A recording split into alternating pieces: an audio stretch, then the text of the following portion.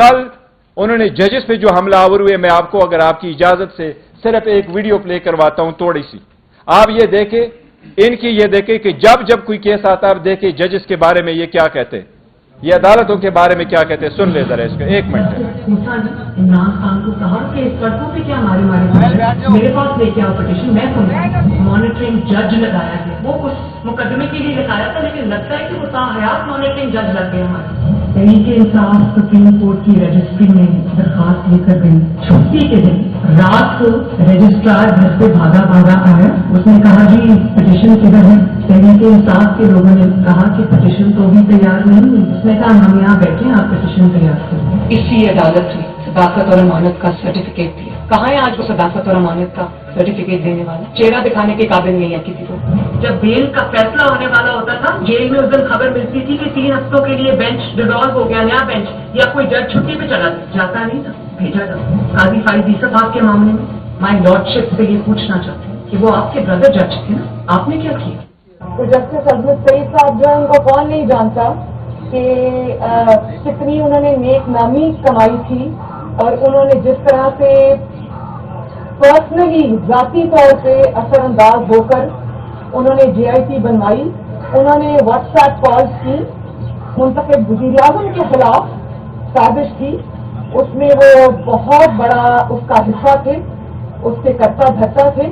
Martial law نہیں لگاتے تو آپ کے کم وقتوں نے جوڈیشل مارشل لا لگا دیا ہے کہ آج ملک جس انتشار کی لپیٹ میں آیا ہوا ہے، ملک نے جو کرائسس جنم لیا ہے، وہ زمان پاک سے کم اور عمر عطا بندیال کی کرسی سے زیادہ جنم لیا ہے.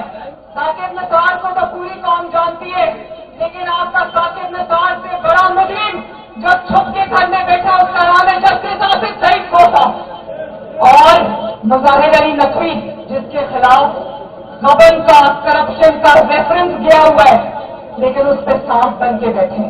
شرم کرو عمر عطا بندیال، شرم کرو. سے بھرے بیٹھے ہیں، لیکن جنہوں نے احتساب کو انتقام بنایا، اس احتساب کا بھی انتقام ہو گئے. وہ کون سے لوگ ہیں بھائی نواز شریف کو جنہوں نے نااہل کیا ہے؟ ان کا حساب ہونا چاہیے یا نہیں ہونا چاہیے؟ منصفوں سے جنہوں نے ناانصافی کی، اور جب سوال پوچھا جائے تو کہیں نے عدالت کے پیچھے چھپ جائے.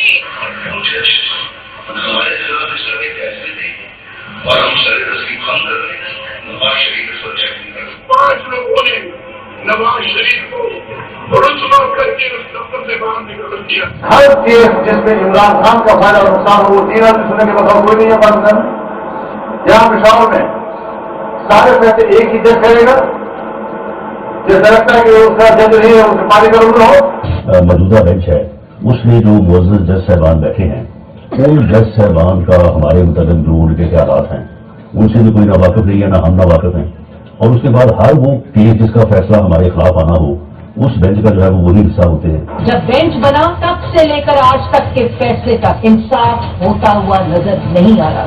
اپنے ایک شخص کی وجہ سے آج آئین کی تشریح کو کورٹ میں فرق ڈالا جا رہا ہے. اپنی مرضی سے آئین کی تشریح کی جا رہی ہے. فل کورٹ اس لیے نہیں بنایا گیا کہ اگر فل کورٹ بن جاتی تو آج کا فیصلہ مختلف ہوتا.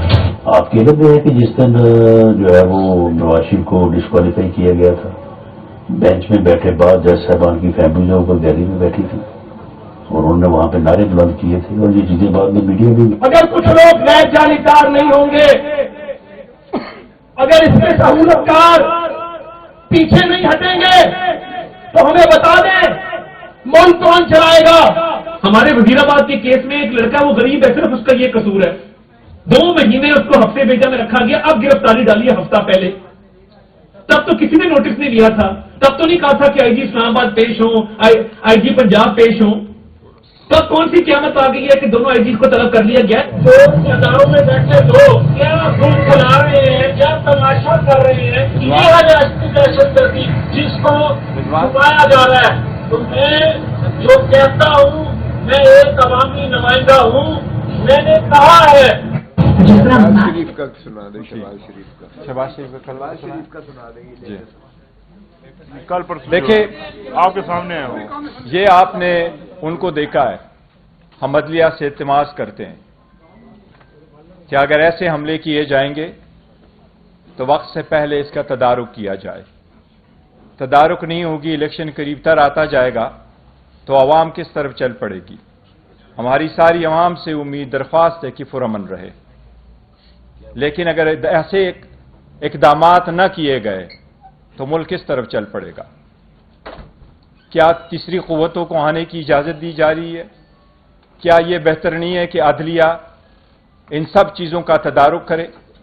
क्या यह बेहतर नहीं है कि अदलिया इस मसले को देखे? कल आपने देखा है, ये 2 दिनों में हमने अभी 2 पिटीशनें फाइल की इलेक्शन कमीशन में। इलेक्शन कमीशन जब अडियाला जेल आया था तो मैंने पर्सनली जज साहिबान से रिक्वेस्ट की है कि आप उनको सीरियसली देखें, बजाय इसके कि आप अडियाला जेल आ जाएं।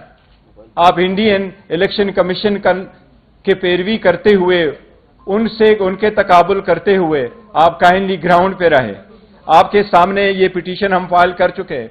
ये 80 से ज्यादा केसेस है जो इलेक्शन के नोटिस में हम लेके आ रहे हैं कि लोगों से किस तरीके से नॉमिनेशन फॉर्म छीने गए, या उनके डॉक्यूमेंट्स छीने गए, या उनके प्रपोजर सेकेंडर को उठाया गया, और जिनको नहीं उठाया गया, जिनकी स्क्रूटनी हो गई है, उसकी स्क्रूटनी पे आर्डर नहीं हुआ।